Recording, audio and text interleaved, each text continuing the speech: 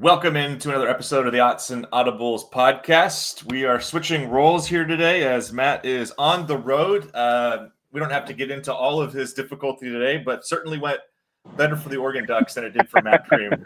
It's probably the easy way to put it. He is a black box on YouTube. He does not wish to be a black box, but he has to be. Technical difficulties getting in the way. How are we doing, Matt? We're coming from Evanston after Oregon's 34-14 win over Northwestern. Well, Erik, I'm sitting outside. Oh, I camera! actually figured out how to get the camera to work. This is how my life is going. I found. Let me see if you can see that.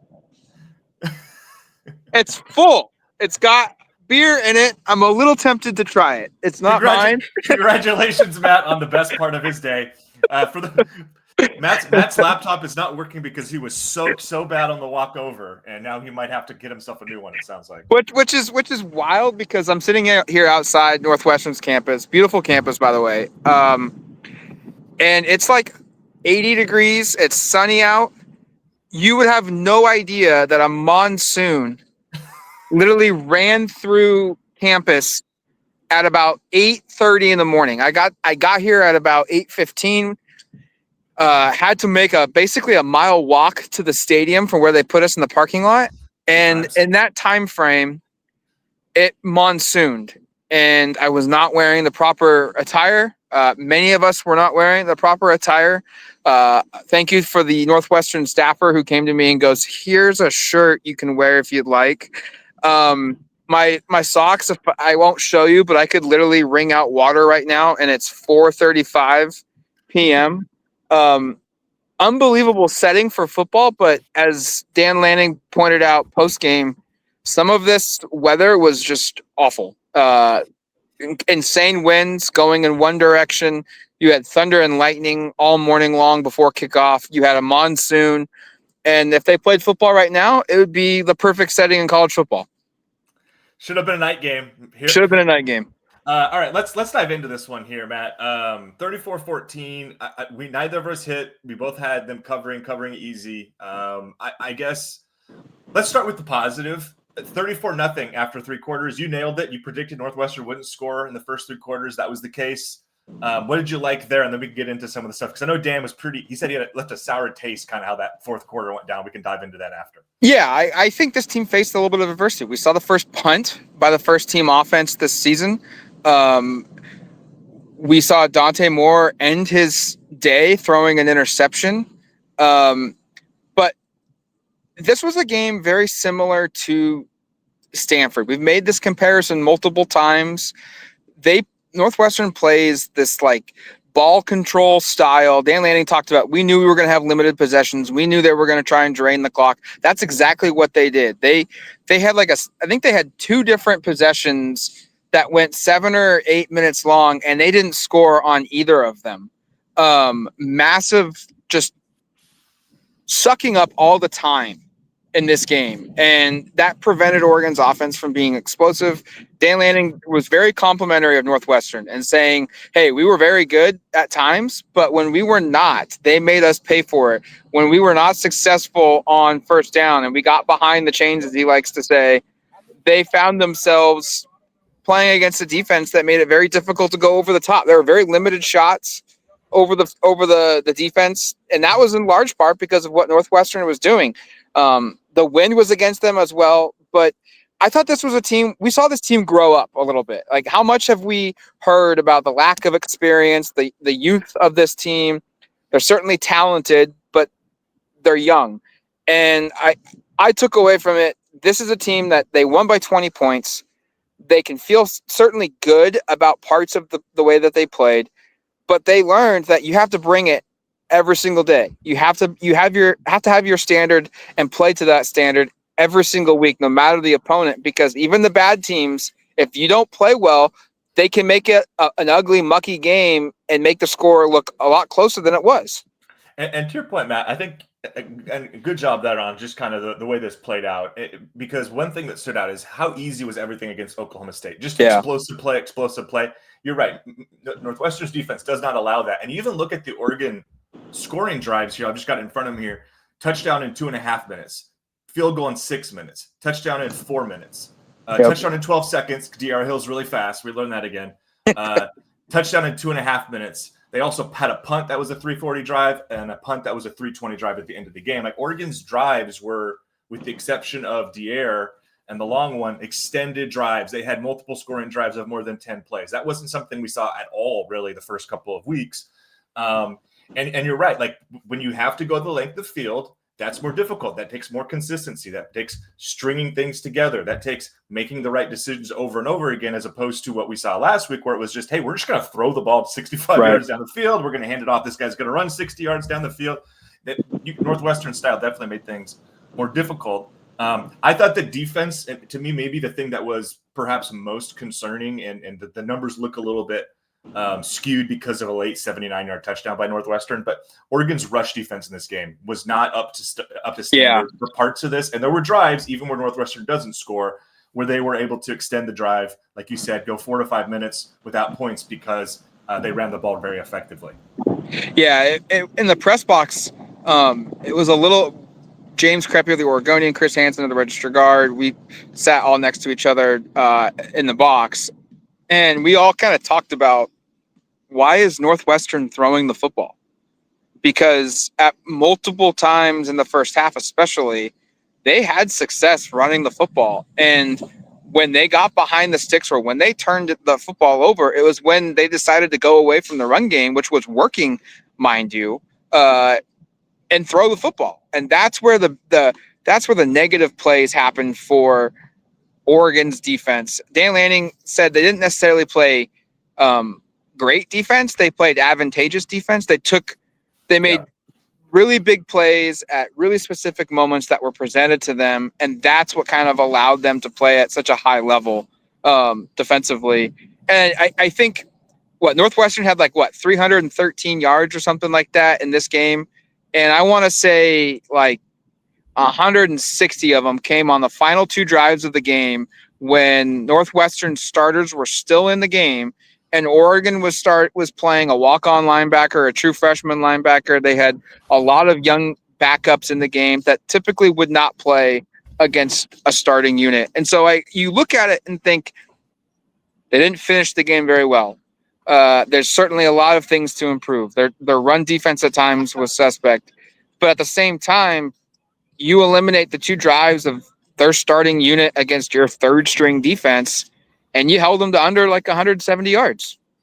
Which would have meant my prop of 200 yards or less would have hit, Matt. And of course it doesn't hit. You had a good day too with the DR Hill's touchdown. That was one of your individuals. Yeah, that was please don't get any more carries, because if you lose 2 yards, I have to get positive yards. He ended up almost getting 100, which is pretty cool. And by the way, I rode an elevator with his grandma, and what I'm assuming is his grandpa. Sounded like they had a big group of family here in town from outside of the St. Louis area for this game. They were pretty excited to see it. So pretty cool. And he looked great. And actually, let's hit just the offense here. What was working? Because I actually thought, aside from the DR off tackle runs, very little was between the tackles. No, Whittington didn't play. I don't think we have clarity on that. You were there. Did it look like? What could you see on Noah? Really quick, I guess. I think he could have played if this was a must-win game. He went through warm-ups. He didn't participate in all of it, but he was fully dressed. He was in his pads. And then right when the game started, they took his helmet. And I think this was a game where they were saying, let's just not play him at all. And if this was a bigger game, or if this was a bowl game or a conference championship game, I anticipate Noah Whittington would have played. Lanning didn't address it. We didn't ask him also about the injury. But you got the sense watching warmups, he probably was available in emergency, but this game didn't warrant it.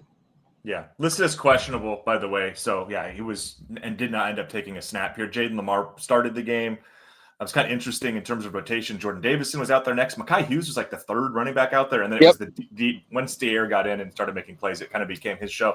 I thought this was a great Dante Moore game. I know people will nitpick the interception. I thought Dan doesn't usually make quote unquote excuses, but did note he was throwing into the wind, and that direction had kind of hung some things up. But I thought the drive that really stood out to me was right before the end of the first half. There was they tried to run it, didn't work, and he had to air it out multiple times down the field. Big gains to Malik Benson, to Corian Moore, cap it with the Kenyon Sadiq touchdown. That that felt like maybe I got that drive wrong, but that there's a couple sequences there where he was throwing the ball effectively, and those felt like sequences where you needed this from a quarterback, and he was there for the moment. It was a good moment. I mean, he scrambled multiple times, created some big plays, extended plays to allow the passing game to step up, and then that touchdown throw to Kenyon Sadiq was a thing of beauty. An absolute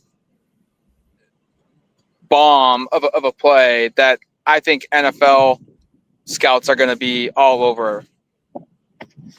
Yeah, and I guess I think the thing with him was, aside from the last interception, which Dan kind of said like, hey, he didn't hate the decision. 16 of 20 in this game, 178 yards, and I really couldn't nitpick where he went with the ball. Yeah. Throughout, and I guess that last one, if I'll side with Dan. If Dan feels good about the decision, and I didn't actually catch what Dante asked about that play post game. The interception. Yeah. Yeah, he did, and he said he underthrew it. He also was like, he didn't want to make it an excuse, but the wind was going into him. He said he claimed Mother Nature also played a factor in that throw, but he said I should be used to it. That was a lot like my high school. We played on the lake just like this was, but Mother Nature did get into it. I just needed to sling it harder. Let's go defense. A couple positive things, and then I want to pick your brain, big picture before you get out, because I know you got a flight to catch here shortly. We also mentioned the fact that, and this is one of the things Dan talked about, was Northwestern made some mistakes on offense, shot themselves in the foot, but also like Oregon's defense was really advantageous. Whether it was the Bryce Betcher interception early, the Jerry Mixon pick, Amari Washington and company, flying through on that 4th and 1 on like the 12-yard line, which was a very ballsy call from David Braun, by the way. Yeah. I was surprised. I thought that was third down because, to be honest with you, like I was dealing with some stuff with my computer and I was paying attention for the most part, but I kind of lost track of the downs. And when Oregon's offense was running back out there, I was like, wait, was that 4th down? I thought that was 3rd down. And then thought they were going to punt. And he goes, no, that was 4th. I was like, holy crap. Yeah, ballsy call from David Braun. But Oregon's defense, at least the first units and even some second units there in the second half, really stepped up and came through in some big moments. Yeah, I really think, dude, I think Jerry Mixon needs to start. He started week 1. Devin Jackson the last 2 games has started. And look, they're both going to play a lot, but I think the pecking order is becoming clear that Mixon's a dude. And as much as kind of maybe the preseason hype the last couple of years has been around Devin Jackson, we've kind of probably slept on Jerry Mixon a little bit. He 2 interceptions now. He said that Dan Lanning calls him and Bryce Betcher thunder and sticks, I think, because Betcher hits hard and Jerry Mixon apparently makes a lot of these interceptions on a regular basis in practice, which is a good thing to hear. I thought the secondary was solid, but like to your point, the defensive line, they gave up, and the front 7 to a degree too, as a whole. They had some holes, and Northwestern kind of exposed it a little bit, and that kind of goes back to the growth mindset here of this Oregon team probably got humbled a little bit of like, hey, you're not as good as maybe you think you are yet. You can get there, but you have to show up consistently, and they didn't do that at times today.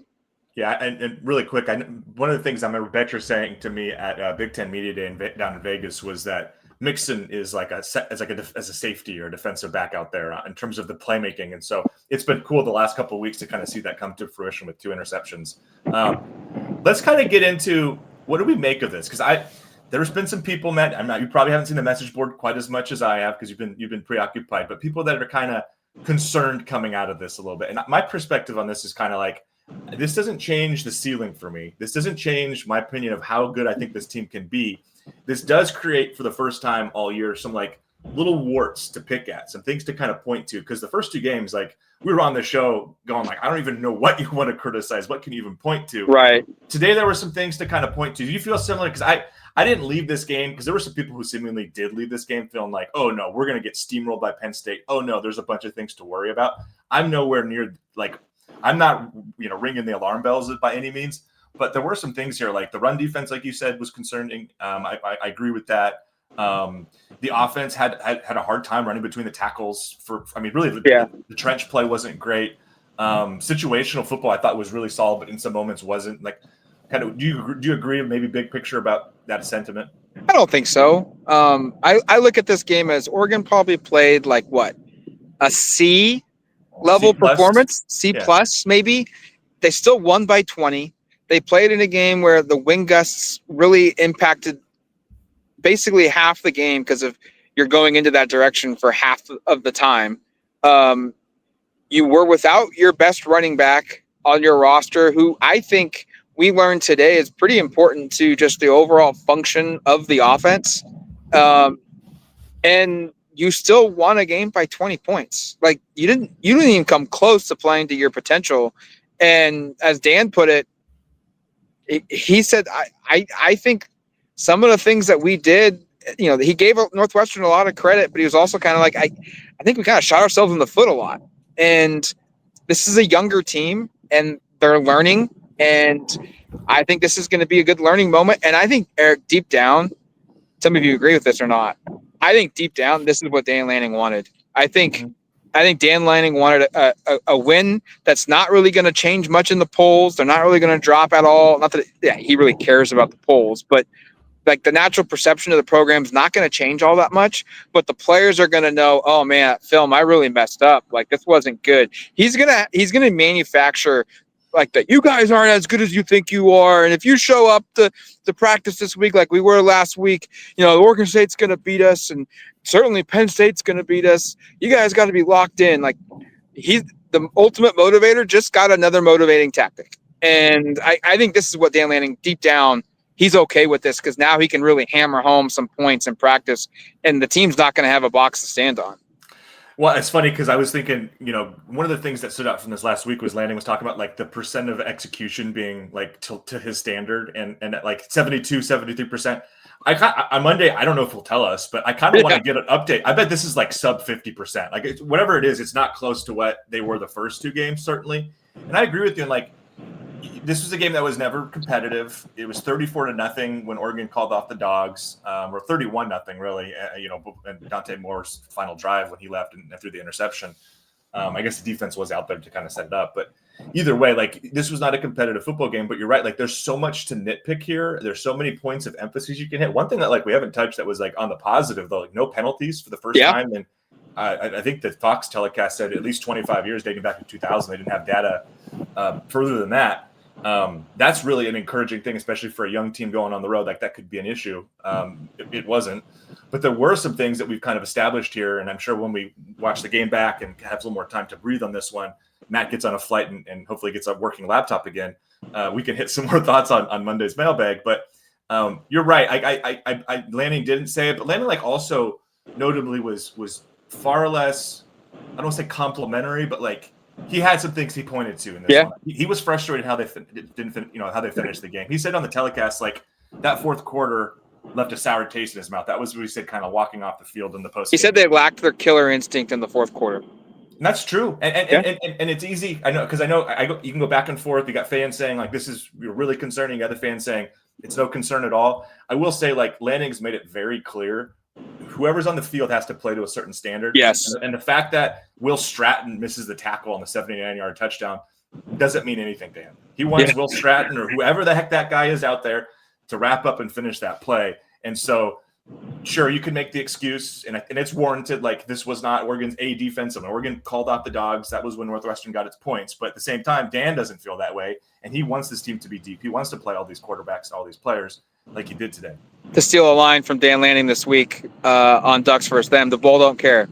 Like, you've got to show up and you got to perform, even if you're the fourth string linebacker. You're expected to play like the first stringer, and that's what you're talking about.